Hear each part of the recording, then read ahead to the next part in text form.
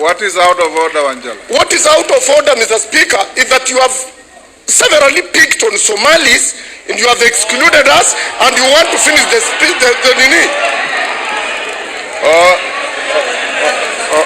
Order, Wanjala.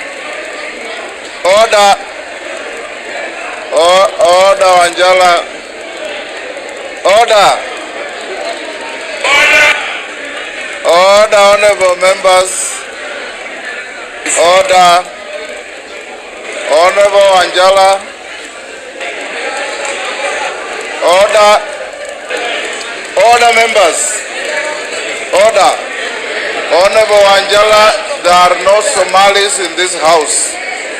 We only have members of parliament.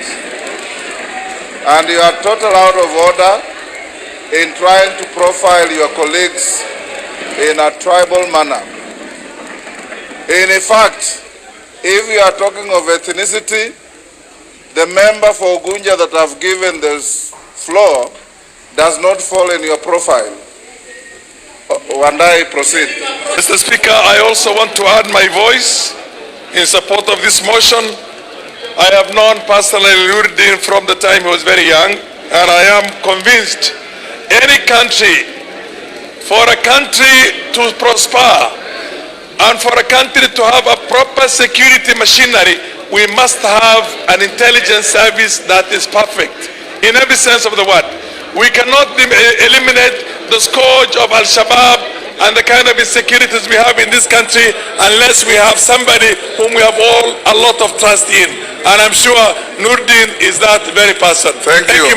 Approve the appointment of Mr. Nuruddin Mohammed Haji as the Director General of the National Intelligence Service.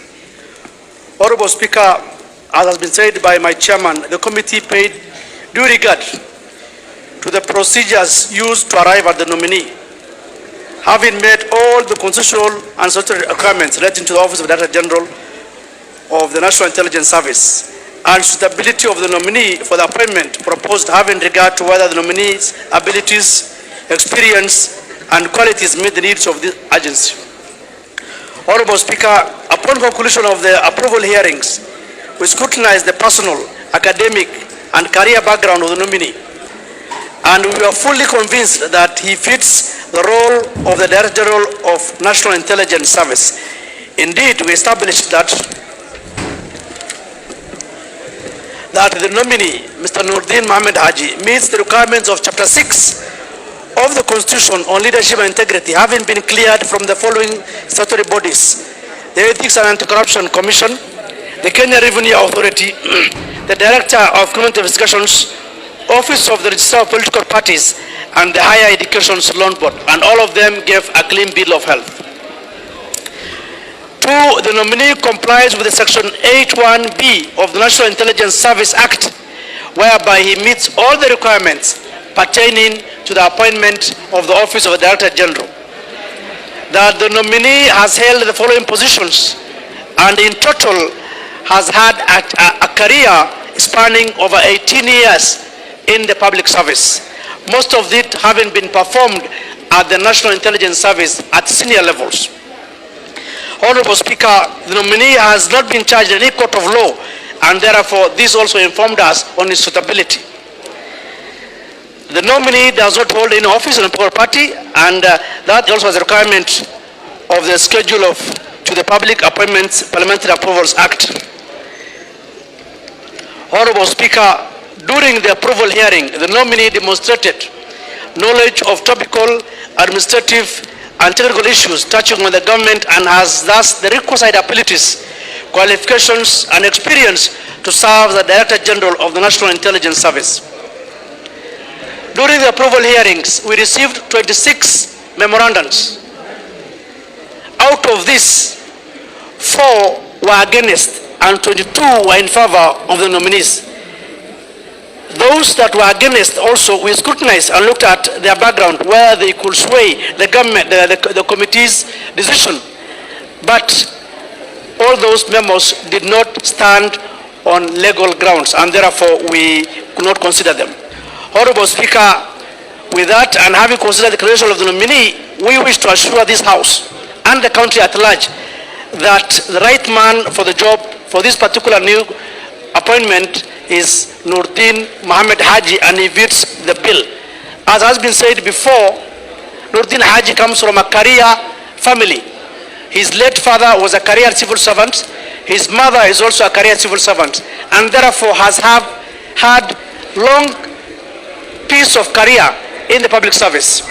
Yes. Honorable Speaker, I want to urge this House to consider the nominee and approve his nomination so that he serves in this position as soon as possible.